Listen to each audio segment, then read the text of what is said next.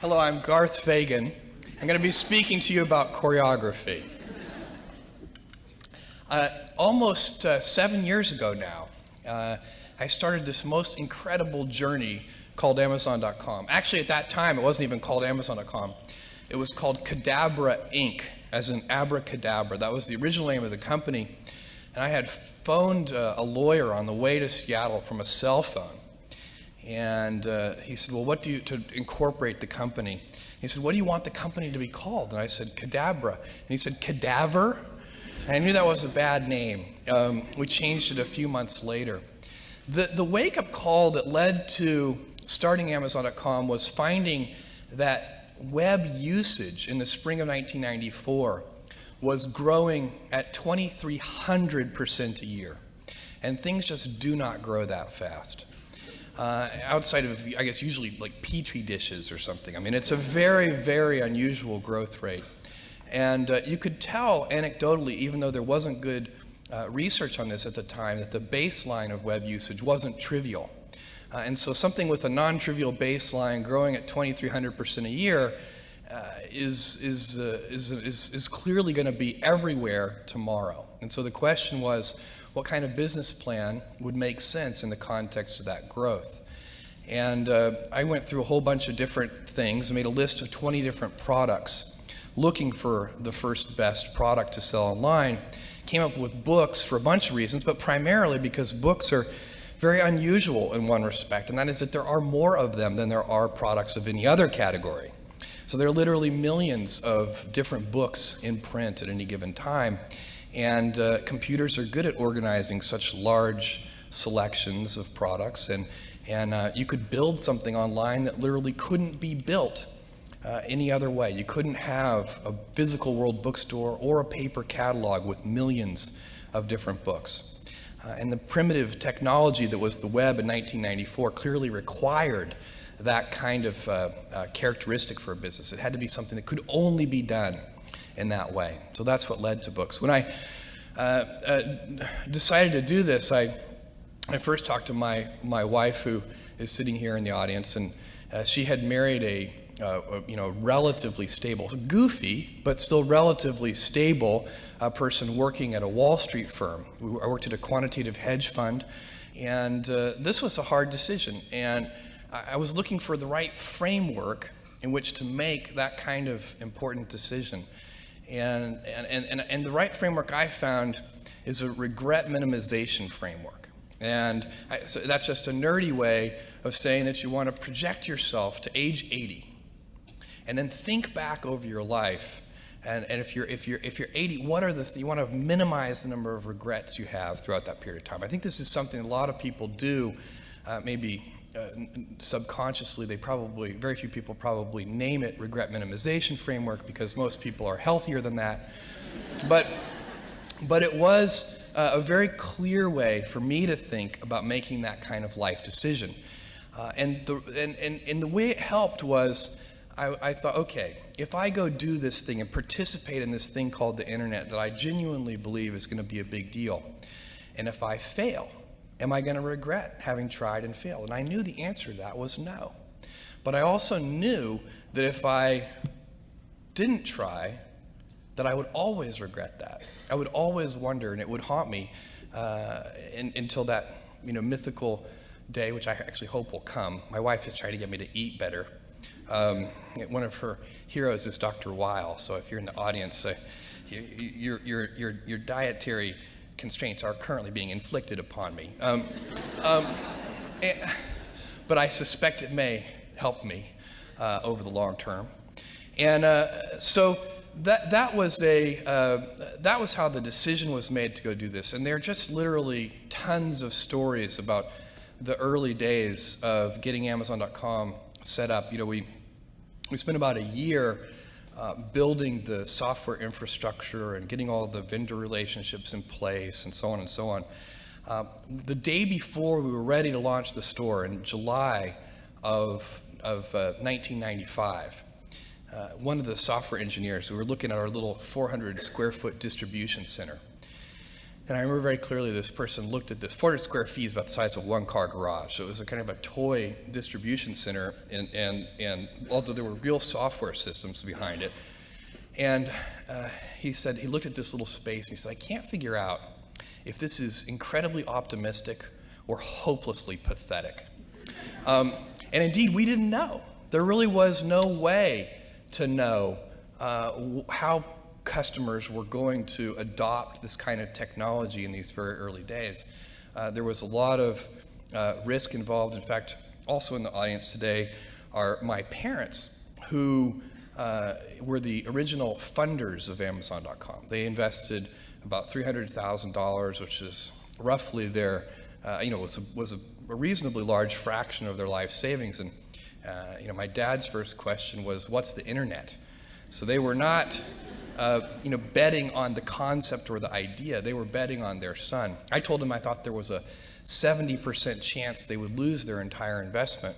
That was an important disclosure because I wanted to be able to go home for Thanksgiving dinner no matter what happened. I'm very happy that that investment has worked out very well for them. But it was I was giving myself triple the normal odds. Startup companies are very tricky things, and fewer than 10% of them actually go on to make any return on an investment at all. And so I was giving myself a 30% chance, and just wildly overconfident. But things actually worked out. The planets aligned in those early days. And startup companies need early planetary alignment because there are so many things that can go wrong. And when we launched that store in July of 1995, we were shocked at the customer response. Literally in the first 30 days, we had orders from all 50 states and 45 different countries. And we were woefully unprepared from an operational point of view to handle that kind of volume. And in fact, we quickly expanded. We talked to our landlord, and we expanded into a 2,000 square foot basement warehouse space. It had 6-foot ceilings. One of our 10 employees was 6'2". He went around like this the whole time, and we were doing our day jobs, which might have been computer programming and all the different things that 10 people will do in a little tiny startup company, and then we would spend all afternoon and into the wee hours of the morning packing up the orders and shipping them out. I would drive these things to UPS, and so we'd get the last one, and we'd wait to the last second. I'd get to UPS, and I'd sort of bang on the glass door that was closed, and they always would take pity on me and sort of open up and let us, ship things late. We had so many orders that we weren't ready for that we had no real organization in our distribution centers at all. In fact, we were packing on our hands and knees on a hard concrete floor, and I remember, just to show you how stupid I can be, my only defense is that it was late, but we were packing these things, everybody in the company, and I had this brainstorm, and as I said to the person next to me, this packing is killing me, my back hurts, this is killing my knees on this hard cement floor, and the person said, "Yeah, I know what you mean." And I said, "You know what we need? This is my brilliant insight. We need knee pads." I was very serious. And this person looked at me like I was the stupidest person they'd ever seen. They're like, "I'm working for this person. This is great." And said, "What we need is packing tables." And I looked at this person, and I thought that was the smartest idea I'd ever heard. The next day we got packing tables, and I think we doubled our productivity. That early stage, by the way, of Amazon.com, where we were so unprepared, is probably one of the luckiest things that ever happened to us, because it formed a culture of customer service in every department of the company, every single person in the company, because we had to work with our hands so close to the customers, making sure those orders went out, really set up a culture that served us well. And that is our goal, to be Earth's most customer-centric company. And I think this says 0 now, which I'm suspecting means it's time to turn it over to questions. So I will do so.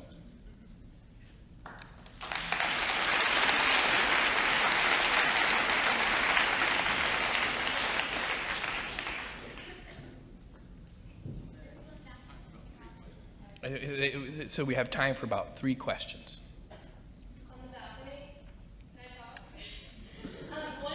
The balcony always gets kind of neglected, doesn't it? Yeah, okay, go ahead. What advice would you give to an internet startup company now? What advice would I give to an internet startup company now? My advice would be the same for any kind of entrepreneur, and that is make sure that you are focused on something you're passionate about. So if you look at the early internet companies, they were started and focused on doing something that they thought was very interesting long before the internet was fashionable in any way. We are currently an underdog once again. We've been in business for 6 years, and there was exactly 1 year where we were not the underdog, and that was 1999. I like the underdog years because it makes, I liked it when all the people we hired, their parents told them they were crazy. Like that was kind of the good era. Fortunately, it's back. In 1999, all the parents were like, giving their brothers and sisters high fives. My son is working at Amazon.com.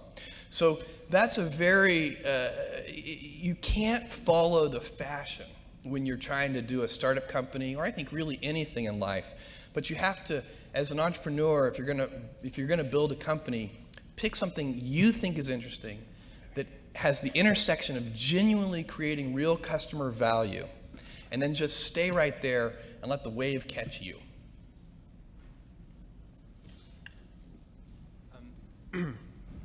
Grant Hutchins from Edmond, Oklahoma. And I was wondering, what were some of the other products you considered? And also, on a kind of a personal note, you sell a lot of books, but do you ever read them? Yeah. So on the list, the list was built by looking at mail order sales. So when I got the original list, it was sorted in order of size by mail order. So for example, apparel is a very large mail order category, so apparel was near the top of the list. So that's right.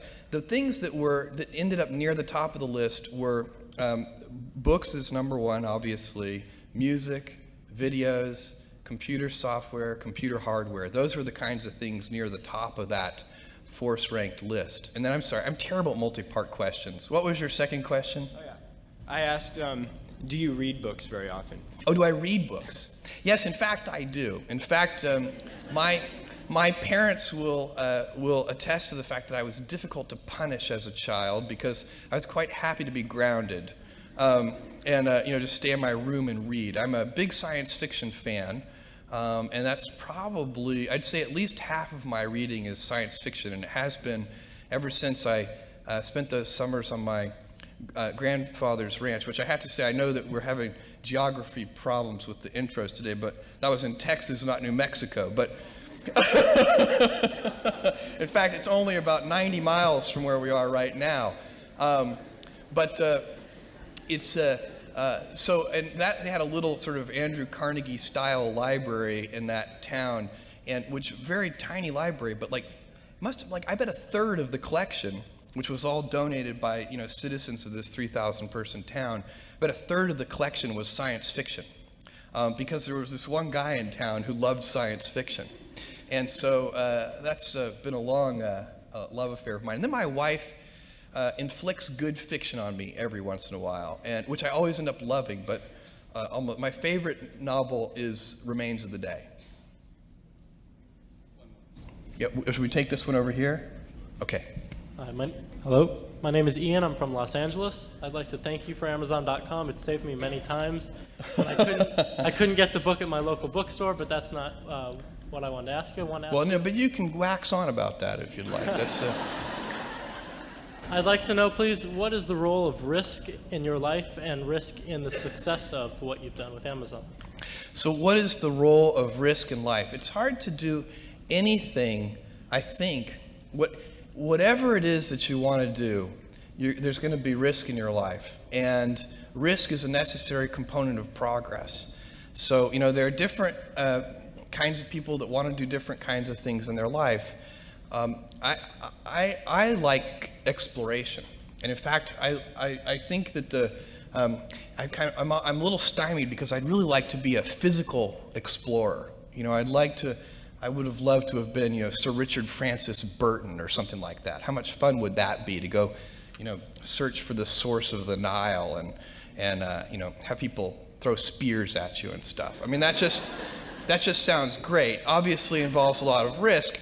You find most geographical exploration, not all to be sure, but most geographical exploration on Earth today is somewhat contrived. It might be something like circling the Earth in a balloon or something like that. Now, there are some very deep spots where you can still do that, and then of course there's space. I'm personally very interested in space and have been all my life, and would love someday to do that. All of these things involve risk. I don't know how you can make any pioneering movements in the world of any kind, whether they be the geographical, physical exploration that I've just been talking about, or whether it be, a more cerebral exploration of a scientific field. Or I bet you could ask that question of every speaker here, and I bet that every speaker here has taken substantial risks, whether it be intellectual or otherwise, to achieve what they've done.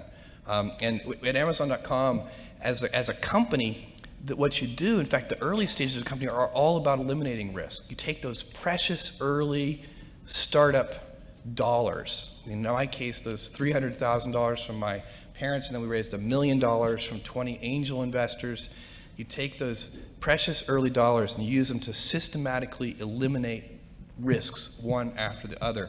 And what you hope is that you get to a company of a scale where the company doesn't need that kind of planetary alignment that it needs in the early days, but that instead the company has more control over its own destiny. And then that actually, by the way, creates more pressure for that team of people who represent that company, that, in our case, the 7,000 folks at Amazon.com, that we have more pressure today than we did 6 years ago, because now our destiny is in our own hands. We've systematically eliminated those risks to where we have the assets we need to build an important and lasting company. So now if we don't do it, shame on us. Thank you. Thank you.